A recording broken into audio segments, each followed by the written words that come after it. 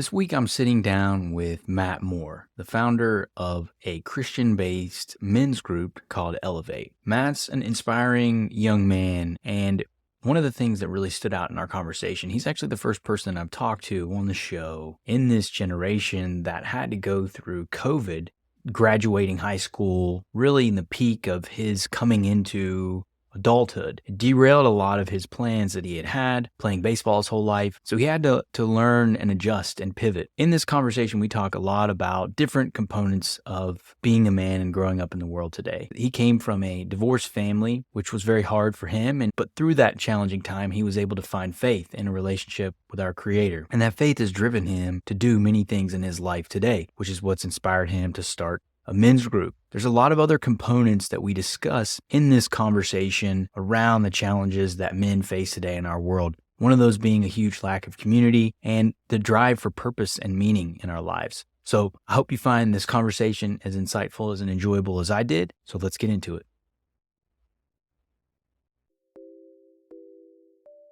Hello, and welcome to Order Within, navigating a world of endless chaos and crisis. Many of us are experiencing inner turmoil, insecurity, anxiety, fears, and isolation. These feelings are only being amplified by news cycles, social media, and never-ending political madness. How do we find our way out of the chaos? How do we find strength within ourselves? How do we find meaning in a world driven by materialism? These questions and many more I aim to answer on the show. My goal is to be a trusted guide on your journey to selfhood. May you find what you seek. Matt, what's up, man? Going on, dude? Blessed to be here, brother. Cool, man. Well, I appreciate you hopping on and having a conversation. I'm excited. We had a good chat when we first initially connected a week or so ago. I always enjoy talking to fellow men out in the world who are being intentional with the work that they're doing and trying to make a positive impact. So happy to have you, brother. Before we get into it, Matt, why don't you, if you don't mind, would you give a little bit of background about yourself? Yeah, absolutely. So my name is Matt Moore. I'm the founder and CEO of Elevate, and we are a online men's community, faith-based community, Christian community of men, and we're dedicated to living life at the highest level. Truly, as simple as that. I started this back in 2022. So at the time of 2022, I was doing fitness coaching, and in fitness coaching and bettering yourself in the self-development space, I just really realized the need for community. So myself, a little bit of story of how I found that need, I suppose, is I grew up, I was playing baseball my entire life. College baseball was my dream. It was everything to me.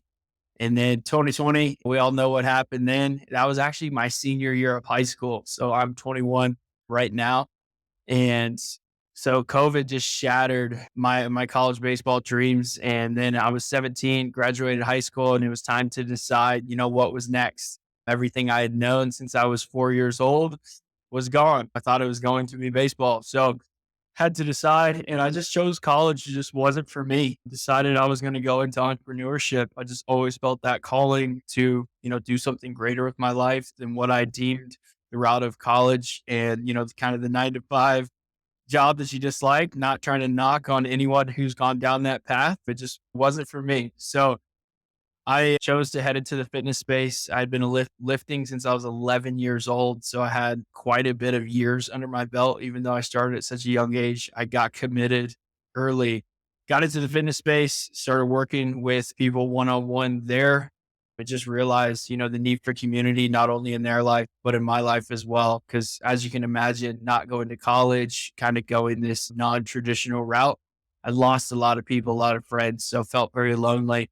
And then I started connecting online with guys, mainly over Twitter, who were young, who were Christians, who were trying to build businesses and just do things that were greater with their life than what I had found around me.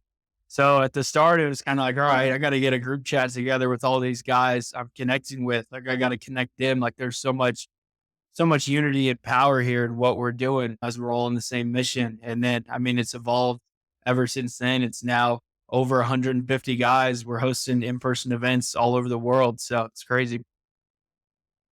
That's wild, man. That's epic. I appreciate you sharing, Matt.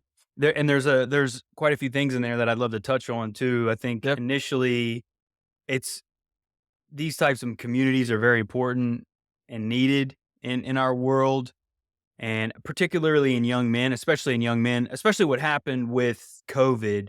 I mean, that changed that time period, impacted everyone in different ways. And I think it also changed the mindset of a lot of people for a variety of reasons. But in particular, this is, I think, Matt, honestly, you're the first person that I've spoken with in this age group that were right at that point of graduating high school during this time. I wouldn't, it's hard for me to imagine what that would have been like, especially if because I know how it can be with school. You have a plan, you're working towards all these things, you got this moment of graduation, and then the next step is, college or whatever you're going to do. Particularly for you, you're wanting to play baseball. I imagine that was probably a dark period for you though, because it kind of just was ripped out from underneath of you. Yeah. Yeah, I mean, like I had said, I had picked up a baseball when I was 4 years old, ever since I could start walking, and definitely had some naturally gifted inclination when it came to athletics. God had just given me some gifts there. So had always drawn a lot of value and identity from my abilities on the field, and it has especially been my identity in my hometown. I mean, not to boast or get egotistical, but like I was the best player in the town of my age group. It was something where I started traveling the US at 11 years old, playing travel baseball, driving. I grew up in Indiana. So going to Florida, going to North Carolina, like mainly staying on the East Coast. But 11 years old, I'm getting pulled out of school early to go travel to play baseball. So I drew a lot of value, a lot of status, a lot of worldly identity from baseball. So yeah, 2020 hitting when I had put everything into college baseball and just entirely lost an identity that I had drawn value from. But surprisingly enough, like I just, after about a week of sulking and sitting there in my self pity, I found like just an overwhelming sense of peace. And it was a peace that I could relate back to a moment in my life when I was 11 years old.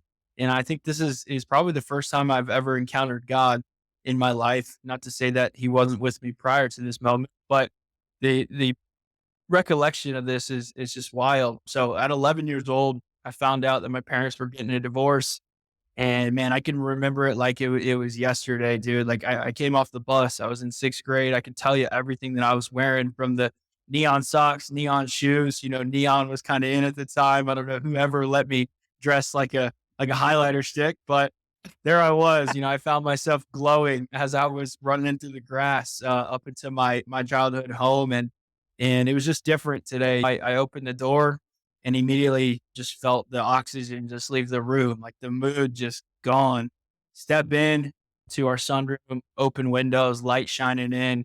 See my mom over on a suede couch. My brother is in a leather recliner, and I mean, just tears filling both of their eyes, heartbreak filling, Mhm. their minds, of course. And my mom just shares with me the news, like, hey, your dad is leaving. Her words exactly. And so I just sat down at this old wooden desk off to the right in this room. And, I'm 11. Like, I don't know what this necessarily means. Questions just flooding my mind, all kinds of questions, as you can imagine. And I remember just getting up, sprinting back to my bedroom, got down on the floor as I'm crying. I just started crying out to God.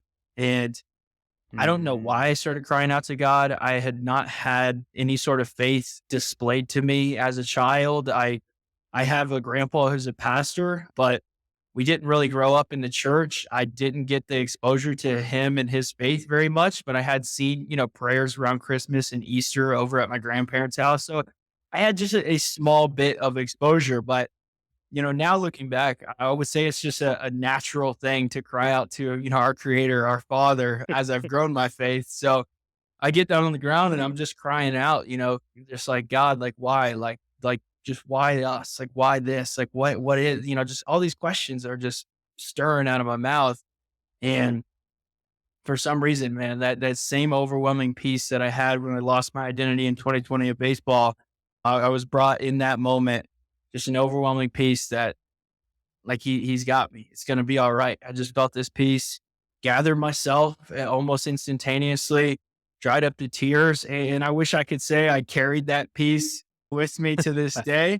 Of course, didn't, but it was crazy just being able to look back and experience that moment of just this assurance that, hey, like everything is being used for good here. Like it's all going to work out. And now looking back, I mean, my parents getting divorced, truly the greatest blessing of my life.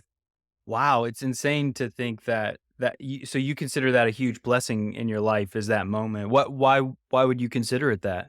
Yeah. So I mean, I, I think I could consider it that because I'm grateful for where I'm at right now on this podcast with you Mm, and the man that I've become. So it's like, if that didn't happen, am I here? That's kind of always the question we can ask ourselves. It's like, if that moment didn't occur in my life, would I be here right now? I don't know, but my answer can be no because I'm here right now and that did happen. So I'm just so grateful for not only the relationships it's cultivated, but just the story it's given me to share, the level of intentionality and emotional awareness and intelligence. Because when your parents get divorced, you have a lot of different relationship dynamics being introduced into your life at that age and even beyond. So it really cultivated a sense of emotional intelligence and awareness for me and a level of empathy for others who are experiencing broken homes, broken families. My parents are both very loving parents. Like I could call both of them right now. They would jump on a plane and do anything I needed. So I'm not trying to say, my family was entirely broken and there was no love, but divorced parents is just not how God intended at all. So I think just the amount of gratitude I have for where I'm at right now is what leads me to believe that that was one of the greatest blessings to have ever happened to me. mm. So it's the power of being able to reflect on that and be grateful for where you are and the journey that you've been on. That's cool. It takes a lot of perspective to do that. And it also sounds like even though your grandfather was a pastor, faith wasn't a core component to your household. So is this something that's something you've cultivated independently, Matt? Yeah, I would say amongst community as well, for sure. So when I graduated high school at 17, I moved up to the big city, Indianapolis, Indiana, had 35 cents in my bank account, still got the screenshot of the statement balance to this day. But I moved in with my older brother, and he's been a huge component in leading me, not only in the fitness space, in the self development space, but definitely leading me in faith and opening that door to church and just God in general. So he's been a proponent of that. But when I moved up there to Indianapolis, I actually got involved at a gym and kind of this, the best gyms have the best communities, right? So community from this gym actually segued into church. This group of people that I was working out with, they went to church and it was a door that I knew I needed to step through. Again, just had this innate connection to our Father my entire life of just knowing kind of God was real was always the thought that existed in the back of my mind. But yeah, community is ultimately what led me to, acting on that thought and pursuing that. And I mean, as I'm sure you know, like once you seek, you find. You start picking up the Bible, you start going to church, like doors start opening, questions start being answered, miracles start happening, dots start connecting from the past that you never knew were connected. Like God's presence just seems to start riddling your life, past, present, and future. Yeah, I agree, man. I've had a similar experience throughout my life with my relationship to God.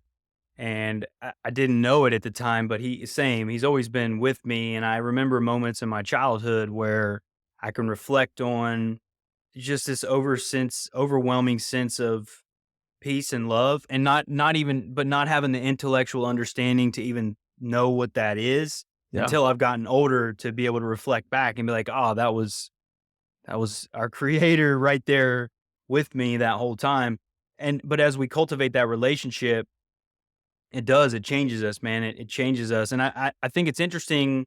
This is why I'm such a believer and like such a proponent of the innate personal connection and relationship that we have with our creator is because it's there for all of us. And it's Mm. something that I see a lot in our world is there's a lot of scorn towards religion or the idea of a creator because of the things that happen in our world. There are bad things that happen in our world. There's a lot of terrible things that happen in our world. And there's a lot of judgment towards the idea of a creator. How could a creator that's loving allow things like that to happen in our world? Yeah. But that's the proponent of free will, the choice that we have. It's God does not abandon us. We abandon him. We turn Mhm. away from him. And I don't think people realize that is it that's what makes faith and opening up and surrendering our life to our creator so impactful. Because if we didn't have that, if there were no choice, if there were no free will, there would be no triumph, there would be no righteousness, there would be no sacrifice, there would be no learning. And so for me, that choice is so crucial, but it's innate. And even if we don't understand it, it's always with us, and it's a thread that when you taste it and you find it, you can start to see it everywhere, Yeah. man. It's pretty wild. And it does. It you said it. It starts opening doors, it starts connecting you to people. You start having these experiences, and once you get to a point to where you can reframe any kind of bad quote unquote scenario to an actual blessing or something that's going to propel you forward because of the lessons or what's inherent in it, maybe not in the moment, Yeah. but I feel like that's the power of having that personal relationship with our creator. And it sounds like you've been cultivating that as you've gotten older and becoming more of a man and doing doing these things as a faith oriented person in our world. Yeah, absolutely, man. And the way I would kind of describe it is it's almost a lens placed over your eyes, like you're saying, being able to just see that thread get uncovered, being able to just see these doors being opened, being able to see that struggle, God using it for good. Like I think so many people they get stuck in life, and I'm 21 years old. I'm not gonna like act like I have anything figured out. I still got a long way to go, but I've seen a lot of people get stuck, and they are so stuck on that one struggle that they went through, that one broken piece of their life that they just can't seem to take the lesson from it or see how it was a blessing for their life, and they just are stuck in it. Whether it's playing the victim in it or what have you, but I think when you place that lens of God uses all for good, God is working, as I say. When you place that lens over your eyes, you're able to maneuver through life just at a whole different, elevation. No pun intended, of course, but you're able to just maneuver with a new sense of peace, like you're saying. Like you just know when I'm going through this struggle, my parents getting divorced, my mom starts drinking, my dad's gone for 18 months. Like I'm able to understand that God is going to use this for good, and I'm a testimony to it. And it's something where in the entrepreneur space, we like to put out these testimonies, right, to assure prospects that our business is trustworthy. It can be believed in. It's like how many testimonies, how many 5-star reviews of God do we need to start believing? That's a good question, man. I think, and this is something that I've learned to kind of ebb and flow with life, is people have to come to these truths themselves. You can't force it upon them. My aspiration is to lead by example and to be an example in the world. Yeah, If people give me anger or hatred or bitterness or whatever, just do my best to return compassion and truthfulness. Sometimes you got to be stern and set boundaries down and take care of yourself. But I genuinely believe that by setting the example, that's the greatest way to teach and lead. And for me, Christ is the ultimate model to follow based on his life and the way that he led, the way that he spoke, the way that he treated others, his relationship with God. The thing that amazes me about Christ is he was constantly going away and conversing with the Father and going away and being with him and connecting with yeah, him and seeking that guidance. And so that's my model, and I find that there is nothing that brings more peace, even in really hard times. I mean, right now, Matt, we've been this our country in many ways is very it's going through a lot of tough things right now. COVID broke a lot of the just a lot of things for a lot of people. But I see it as a blessing because a lot of people are waking up. A lot of people are seeing the world with fresh eyes. A lot of people are surrendering this false sense of security that the world can offer us because mm, there is no true security in this world. Everything in this world will eventually fade with time. I mean, even if you're a billionaire, it doesn't matter. That money will be gone. The material components change. The earth will take back what it gives at some point. And so it's that security and peace is there's unlike anything that comes from that relationship with our creator. And having that inside of you is a superpower in our world. And it really frees you from so much of the ridicule and madness that's surrounding us, man, in so many ways.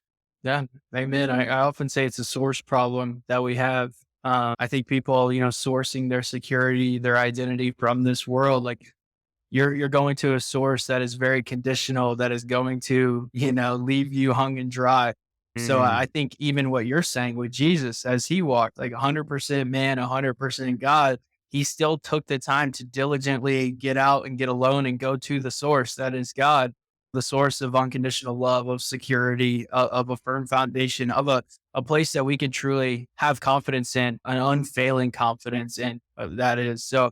I often say, like, any problems in my life, when I'm feeling some insecurity, when I'm feeling a lack of love, when I'm feeling undeserving or what have you, man, this is a source problem. Where in my life am I drawing an ego from of this world? Is it because the zeros in my bank account? Is it because the car I'm driving? Is it because the status that I have and the business that I have? It's like, if you draw anything from these worldly things, like you're saying, it's inevitably going to lead you. Pride comes before the fall. So it's inevitably going to lead you to that fall. So I'm constantly auditing and questioning just the source. I think everything we have is a source problem.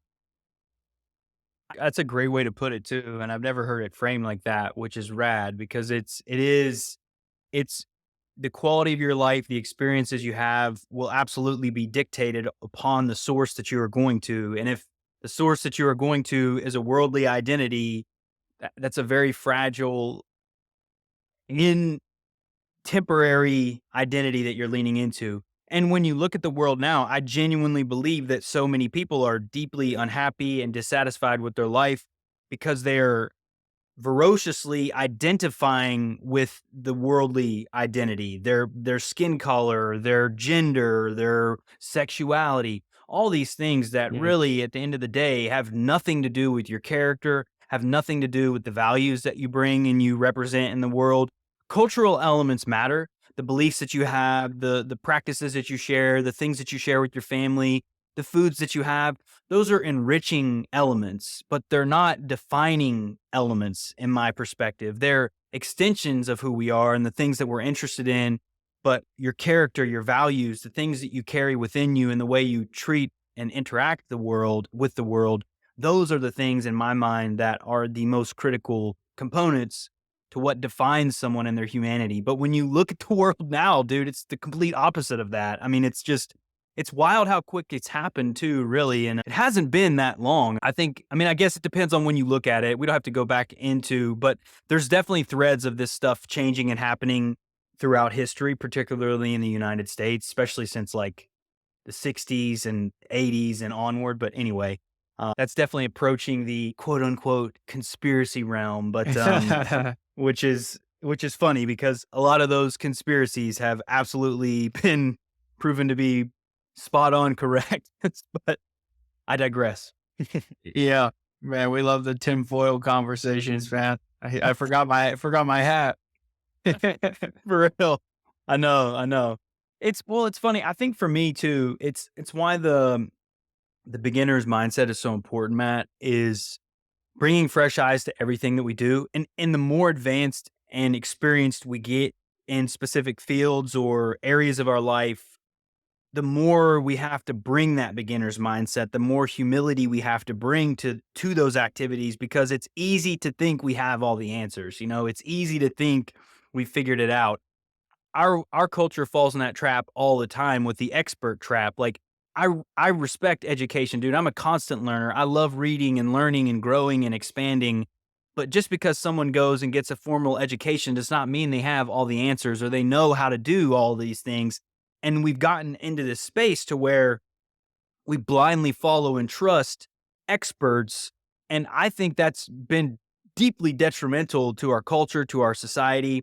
And we just have to balance that. It doesn't mean we disregard experts, but like we Yeah. have to lean into being humble, bringing that beginner's mindset, and always being open to things because that's the only way we can navigate challenging, I think, particularly information that may challenge our worldview. Yeah. I think it's, you're mentioning humility a lot. Obviously, humility is found throughout the Bible countless times. I think in this world today, we see an era of social media. We see an era of I. I. And this sense of pride, this sense of ego, I mean, it's a band-aid to the bullet hole that is insecurity. Like, the only reason why you would have to take such an I approach to this world is because you feel insecure about who you are in this world. And I think that's exactly where the identity in Christ comes in. When you're able to say, this is not me. I'm a son of God first and foremost. My identity, it all goes, falls into him. Then you're able to step into this world truly humble, truly vulnerable, but you're still strong in that vulnerability. You are not of this world. You're not worried about this world letting you down or hurting you because you're not going to that as the source. So I think that we're just seeing such, and I don't even really like talking about the world because I think that also the state of this world is way better than we are led to believe. You go to things like Passion, you go to different churches across the country. I mean, I've spent a lot of time traveling and experiencing new churches across the country. I spent a lot of time building community and connecting with thousands of young people across the country. And there are men and daughters of God, sons and daughters of God who are stepping up and are taking ownership over their identity in Christ and absolutely making this world a better place. I just think that the people who are in control of these media outlets and the information that is blasted to the masses, that may be their world that they're living in. But if you truly like get out and just go to the grocery store and talk to people, go to the gym and talk to people, like this world is far better off than those news outlets will ever lead you to believe if you just experience it for yourself. 1,000%, man. And I love that because it really is, it's pointing back to getting out and living and being present in your communities, connecting with people authentically, being who you are, serving the world, being of service. Like that's something that I pray for all the time, man, is just to be an instrument of service, to just be of use. I think men in particular, we need to be useful. We need to be useful and service oriented in our life, in our communities, in our families, in our friendships, whatever it may be, in the work that we're doing. And I also think that that contributes to a lot of people's individual unhappiness. They're consuming this kind of negative media, which tells them that the world's insane and going all to hell, basically. Which Yeah. there's some components of that if you look. But to your point, though, the broader scope, the broader vision of that is most people are good, humble people. And dude, I see a huge rise in faith oriented people Yeah. everywhere. I mean, like, and people declaring their faith openly. I mean, I'm seeing it a lot more in workspaces. People are no longer cowering or being afraid to share their faith. It's rising. And that's the spirit of Christ rising in all of us. I genuinely believe that's him coming through all of us here to say, this is our world, this is what we are, this is who we are, we're here, we're truthful, and we're going to speak that truth with compassion and righteousness, and take it or leave it, man. Like, this is who we are. It's a beautiful thing. It really is. It's a revival in many ways, I truly believe. Yeah. I mean, amen. It's been a revival for me personally and millions, trillions other can attest as well. So it's something where I also challenge, there's probably some people listening to this right now who are like, God, I don't believe in God. I don't believe in that. That's great. But I would just challenge you with, what do you believe in then? Because everyone has a core set of beliefs and values in which they live their life by, whether you believe it or not. You do. Like, you audit your decisions through a certain lens. When it comes time to make a decision, you audit it through a lens of things that you prioritize and value and believe. It may happen subconsciously. It may happen so fast that you don't even think about it. But what are those values? Like, what is that set of beliefs? What is that lens?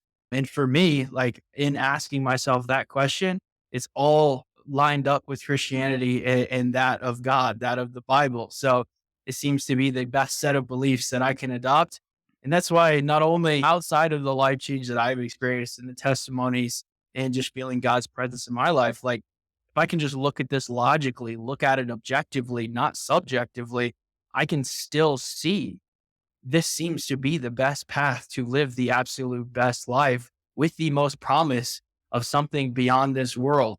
I just want to challenge the unbelievers that may be listening to this as well, who are maybe discounting everything we're saying and discrediting it. Is like, what set of beliefs do you currently have? Because you have some. And if you don't know, that's more scary than adopting a religion of Christianity than anything. I'd rather know and have a book that backs it and have life change for 3,000 years that backs it than sit here and say, I don't know. So again, not to put anybody down or act like I'm above anyone, because in God's eyes, we're all seen as equal here. Like just because I read this book and take these actions and believe in what I believe does not mean I'm better than anyone. But I would just challenge anyone who's listening, like, give it a shot. Like we had said, open the Bible, maybe try out a church. And don't get so caught up in the label of religion. I feel like again, this world is ready to hang you out and dry. If you try to say you're a Christian, you better be ready to defend the Bible cover to cover, right? Because this world is going to attack everything you believe in. It's going to try to tear you down.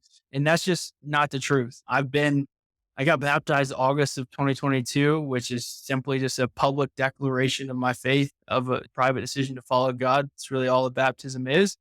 And so I've been going at this thing for almost 2 years, just shy of 2 years now. And I haven't even begun to understand what's going on in this book. Like I'm just getting started. It feels like every day. I just know there's a lot of people who have not picked up the Bible because they just feel like if they do, they're going to have to try to defend the thing cover to cover from the moment they try to go to church or do anything. Cause that's this world. It's constantly on attack. Like hurt people will hurt people in this world. Like you're saying, it is broken. If you get caught up in it, it's going to be attacking you because what do we do when we are hurt, insecure, just like a hurt animal?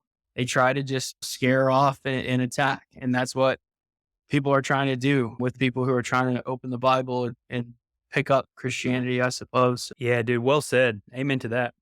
I think what you're saying is super important because there is a lot of criticism for faith-oriented people and the way and the moment you declare your faith, you can get attacked by those things. But I think the mistake that people make with that is they have these very rudimentary ideas of what God is or religion in general, and it's their own lack of understanding of a creator, what it means to be a child of creation.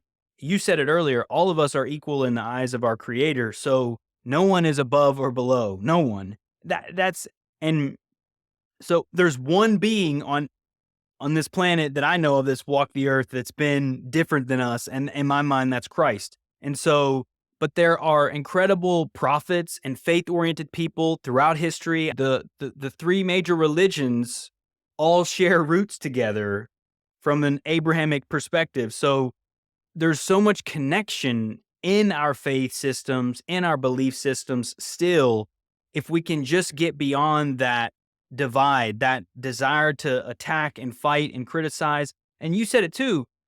So much of that is a reflection of somebody, their inner states, their own hurt that they're feeling. Like you said, a wild animal, wild animals that are cornered and wounded, they're flailing, they're attacking, they're in pain. And I think so many people in our world are suffering, they're in pain, they're going around and lashing out at other people because they're feeling hurt inside, they're feeling abandoned. And dude, I know what that's like. I've felt that abandonment. I know how that anger and that resentment that you can feel towards others in the world, you just want to feel better, but you can't. But the message, and I really appreciate you bringing it up, Matt, is that no matter where you find yourself, you can overcome those things. There's so much goodness and love in this connection with our creator, and it empowers us. And there's so much freedom that comes from just letting go of this world, recognizing that the path forward is that of eternal life, of the spirit, not of the material world. And it almost, I mean, dude, I have so much more enjoyment and peace and fun with life because I'm not so attached and living in this state of fear all the time. I think that's another thing, dude, is like, it's fun living this way. It's light. Like, you can surrender the most challenging things about existence to an all powerful being that can help guide you on this journey, dude. Like, that's incredible. Like, what is more insane than having a loving, knowledgeable companion your whole life, like our creator is, literally with us every day of our moment, whenever we need him? It's an incredible way to live. And I think that's the sad thing about it is people are turning away from that. Yeah. And to add add to that point you just made, I think, so many people say like Christianity in this life is the life of sacrifice too. Like they think that coming into it and picking up your cross, carrying your cross is the life of sacrifice. And when I first started reading the Bible, getting into it, I thought that as well. I was so consumed by this world, especially I fell into watching porn at 11 years old, shortly after my parents got divorced. And so that just riddled my young man's mind and heart. And that carried on. Began to objectify women headed through my teen years. And so I carried this sickness and this huge lens of the world because porn and the devil had just gotten its hooks in me at such a young age. So when I first started getting into faith, yeah, I thought it was the life of sacrifice. I thought I was, I'm sacrificing having sex with women. I'm sacrificing like all this different stuff to just say I'm a Christian, like and I realized like I can still remember the moment where I was standing when that perspective changed for me.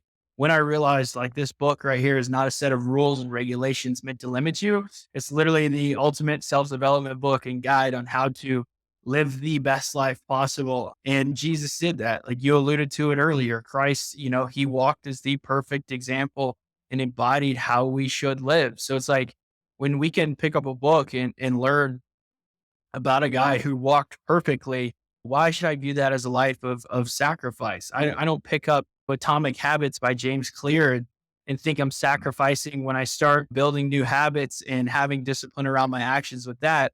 So why when I get into religion is it any different? Like just for some reason when we throw the label of religion on there, like you're saying, like it becomes this like big, intense, scary thing. And it's like it's no different. Like it is just a book that people have written, that God inspired, that is given to us for us to be able to have this knowledge and this wisdom and to live our absolute best life here on earth and beyond. Once I changed that perspective and realized that this is not a life of sacrifice, there's so much more in store when I do, follow and walk as Jesus did, try to at least. Of course, no one is going to meet that mark, not even close, myself included in that bunch. We're all broken people here. But yeah, once I start walking and trying to be as in alignment as possible, there's so much fruit, so much reward, deep relationships, like a true sense of purpose and fulfillment. Like we had talked about earlier with the source problem, like when you're going to this world for the sense of fulfillment, you're chasing a benchmark that never stops moving. But once you step into the identity in God, that benchmark meets you exactly where you are. It meets all your insecurities. It meets all of your emptiness, all those holes that you cannot cover. Like you stop carrying that weight on your shoulders and you start putting it on God and you start just feeling a sense of joy throughout your days. And I wish I could say every day is happy, peaceful, joyful when you follow God. It's not.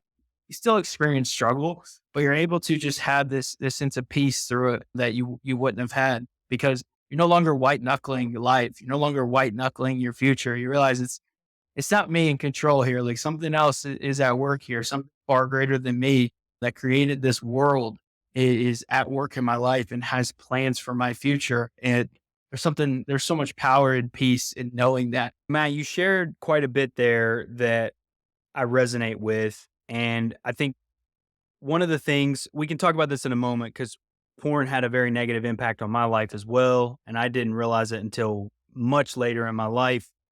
And I was also very young. You said you were 11. I was around 9 or 10 when I started watching, and I had no idea what it was doing to my brain, my habits, the way that I'm viewing the world, the way that I'm viewing women. And I also thought a life of, and this was my early struggles with our creator and having a relationship with our creator was believing that it had to be a life of sacrifice, that everything was going to be a life of sacrifice. If you have a relationship with your creator, if you're living a faith oriented life. But what I come to realize is all the things that I aspired to be, all the things that I was driven to do were in my heart. And that was the vision that God has for me in this world Mm. too. So my highest life on earth is in fact the same path that God has for me. So it's not a life of sacrifice in the sense of there's obviously sacrifice if you're trying to do anything of meaning and merit, but it's not a sacrifice of self. It's not a sacrifice of living this terrible life that you hate. It's in fact the highest version of my life that I could live and honoring that creative path. And it allows me to be the fullest version of who I am, the way God envisions that. So it brought me more life. It wasn't a life of sacrifice of misery. It was God has helped me to see the things that in my life were creating misery, like porn, like these addictions, other things that I've kicked. You know, I used to play a ton of video games when I was young too, and which again, I'm not against video games. I'm not a big fan of banning anything or just being super strict about stuff. More so about understanding the educational side of it, the addictive component of things, and the impact that it can have on us. That's really what matters to me so that people can make an informed decision.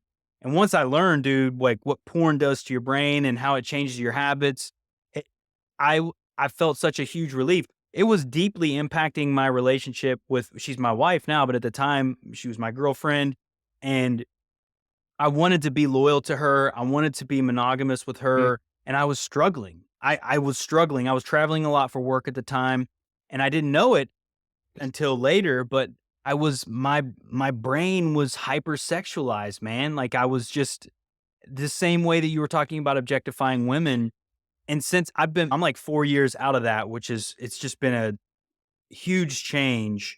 But once we realize like there's a lot of vices in the world that make us feel good in the moment, but are so bad for us long term, the sacrifice isn't really a sacrifice. It's setting us free. And I think that's the difference is reframing that perspective and realizing that if we give our life to our creator, his vision for us is the highest possible version of our life, more than we could ever imagine that what we could create on our own without that in the world. Yeah. Amen. I think it's rewiring what is truly valuable. Like what you're sacrificing is what you've been told is valuable your entire life. A sense of status in this world, climbing up a ladder in this world and becoming, somebody, becoming and doing something with your life. You're sacrificing multiple women around your arm. Like these are the things you're sacrificing is the things that the world glorifies. Like that's what you're sacrificing. But once you realize, like you're saying, these are vices, these are things that are corrupting your heart, your mind, your soul. These are the things that are corrupting the good plans that God has in store for you. Like it's hard to sacrifice them because growing up, for me at least, I started listening to rap music when I'm in like the fifth grade, 8, 9, 10 years old, whatever. Shout out to my older brother for that, just bringing that into my environment at such a young age. But, what is this music telling us? This music is telling us drugs, money, women, like these things are valuable in this world. You start glorifying and idolizing these people who have those things and live that lifestyle. And once you actually become of age, you start realizing that these people are truly miserable that are sharing about these things. And not everyone, again, I'm not the one who judges. That's not me. But you have to sacrifice what this world has been programming you your entire life of what is valuable. And that's where reprogramming yourself comes into place. And I'm not talking about, like Andrew Tate with the Matrix and all that. I'm talking about the flesh versus the spirit, like that of this world and that not of this world, like that of God. Like you have to start programming yourself with the truth right here with the Bible, like with worship music, like with good inputs that align with what God has in store for you. And what God has in store for you is what you alluded to. That's the best version of you. And that best version of you is going to contradict this world. It's two things that are going to war, your flesh and your spirit. Like these things are going to war. So it's like you will have to sacrifice that fleshly identity, that worldly ego, that worldly pride, that status, everything that this world points to, that I that I was talking about earlier. And that's what's hard to do, but it's simply just reprogramming your thoughts, your inputs time and time again with good habits, healthy stuff, the Bible, worship, church, like Bible studies, like fellowship, like things like that. And over time you will rewire those thought patterns and you'll begin to truly value what is actually of value and what can be taken with us beyond this earth. You had said earlier, like this earth is going to take back what it gives. Like we can't take things from this earth beyond this lifetime. So it's like we have to put all of our chips on the longest game, like the biggest investment. And that is what goes beyond this world. Like, and those are, our character. Those are the things that are actually valuable. Those are the relationships. Those are the disciples and the people that we can get into heaven with us. Like, those are fellow believers, pouring into them. So it's just truly rewiring what this world has told you is valuable your whole life. Dude, amen to that. Honestly, and I think that's a challenge for people is you got to realize that you are going against the grain in a lot of ways. You're going to have to on me it's a lot like the Matrix. You literally have to I'm sure you've seen that movie. You have to go through that whole process of getting pulled out of the Matrix, unplugging, deep like shaking all the stuff off because a lot of these habits, a lot of the things that we believe, dude, I grew up listening to rap music too. I glorified money. I glorified having multiple women. I glorified just this sense of worldly self. And I was miserable chasing those things too. I was miserable chasing those things. And so it's so important to realize that there is a period where we're going to have to change our habits, change the things that we're doing. And, but the beautiful thing is we're replacing them with more loving, like empowering habits, things that build us up, things that take us to better places, things that bring more fulfillment in our life, that bring inner peace, that bring that sense of meaning through service. Like all this stuff is possible once we start shaking away those habits of the world. But man, you don't realize how much the hooks can get in you in the world with all the things that are around. And so it's crucial. And I think this is the journey that we all have to go through if we're going to reach our highest potential and we're going to live our fullest Yeah. purpose, Matt, is we have to go through this journey ourselves. We have to learn these things. That's where being humble and honest and open is critical because you're going to have to look at yourself and your life and your habits and be like, there's some areas that I'm not doing the best in, and that can be hard, that's where the humility comes in. But that's also why having that companionship with our creator is so empowering because you're not alone. You can lay those burdens at his feet. He can lift you up and guide you through that journey. Dude, I pray every day for guidance and courage and strength and wisdom to navigate the world because it's so easy to just fall off the path. But if you stay true to that relationship, you pray, as you're saying, you find good church that you go to, communities that you're in, you're reading the Bible, you're cultivating spiritual habits, daily prayer, journaling, meditation, things that we can use to enhance that relationship with our creator. There's no limit to what we can do in our life and the service that we can have in the world around us. And that's really what it's about, isn't Yeah, it? absolutely. And I mean, all we're saying here is you just cultivate an environment that reinforces the best version of you. You surround yourself with people who are connected to the source of unconditional love so that they can also try to love you unconditionally. Of course, we're not always going to be able to do that. We're going to fall short at times, but like when you build and cultivate an environment like that, a community for me, over 150 men who all have their eyes fixed on God and fixed on becoming the best version of themselves. Yeah, everyone in that community is stumbling, we're tripping up, but we're picking each other back up and we're continuing to move. It's like when you have people who constantly reinforce those beliefs and not the beliefs of this world, it becomes normal, right? Like it becomes normal. It's the same thing as you are the five people you surround yourself with. Like it's all about normalizing these things in your life. And that's what happens when you surround yourself with those five people. Like if they all make seven figures, you're going to normalize making seven figures. Then the mountain it takes to make seven figures is not as big because it seems just normal. So that's my whole thing with building community is cultivating an entire environment, coming to in-person events, like cultivating an environment that reinforces these beliefs as normal. Following God is normal. Praising God is normal. Like visualizing the best version of ourselves and pursuing that is normal. Like, sinning and being broken, but repenting and sharing it with each other, like getting vulnerable and sharing our struggles, like all that stuff is normal amongst this environment. And it's like when you're walking with that, man, at times, I won't say all the time, but at times you truly like feel like this is not of this world. And that's something I'm extremely grateful to even say at this point. Cause when I first launched Elevate January 1, 2022, like it's just like anything else getting started. Like community takes people and it takes committed people. And when you first start it, like you just don't have that. You have a handful of people. And I was fortunate enough to get guys who are committed, who are even still in the community to this day, over 2 years later, which is absolutely wild to say. But, now that we have over 150 guys, like we have guys who are bought in, who are pouring in every single day. Cause the best communities, it takes each, individual pouring back in, and they're pouring back in that belief and that normalization of following God. And it's unbelievable to see, man. That's awesome, Matt. Well, dude, I love the community that you're building. I'm glad that you and I connected. We met through Twitter, or X, I should say. X, there's mix and mash of people on X, but I'm very thankful for that platform because it's brought a lot of connection to some really cool and brilliant people that I've met, you yourself included. A lot of faith oriented people, a lot of people proudly sharing their faith, which is great to Amen. see. So Matt, this was awesome, man. I appreciate you coming on. I really enjoyed our conversation. We'll definitely have to have you back on in the Man. future. Hopefully next time we won't be having as much technical difficulties with our call. But before we part ways, I'd like always end the show with two things.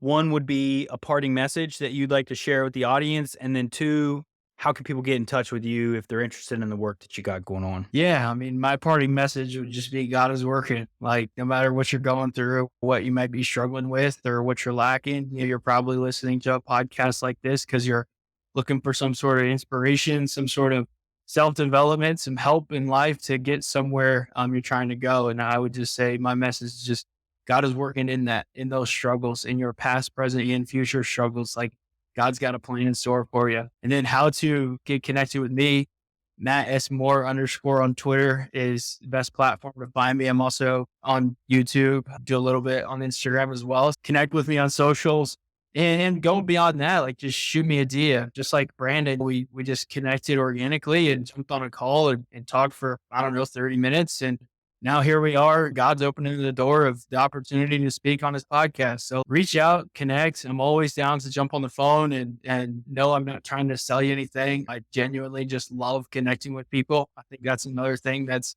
so bad about social media, is everybody's just trying to build relationships for $1 in their bank account. But for me, I love just building relationships because that's what we're called to do. That's rad, dude. That's a great parting message, Matt. And it was nice too, because that was one of the things I told you when we first connected was I appreciated you just being genuine and interested in connecting. I told you on the call towards the end of Yeah. that, a lot of times I've hopped on calls like that and fools are trying to sell, or just, it's just kind of backhanded. Doesn't mean you can't talk about your offering and the things that you do, but it's just, I could tell that you just were genuinely interested in connecting. And that is what I think we're going to build and cultivate a friendship and brotherhood over the years. I'm a part of the Twitter Elevate community that you have there on Twitter. So I'm going to continue to promote the work that you're doing and look forward to cultivating a relationship together, man. So I definitely appreciate you coming on and sharing your perspectives and wisdom and your journey, man. It's not easy just being open and honest about your faith and sharing it the way that you are. So I have a lot of appreciation for that work, I brother. appreciate you, man. And God bless to you and everybody listening to this. Yeah. Exactly. God bless to everyone listening to this, whether you believe or not. That's the whole idea. Amen. So with that being said, I certainly appreciate the attention.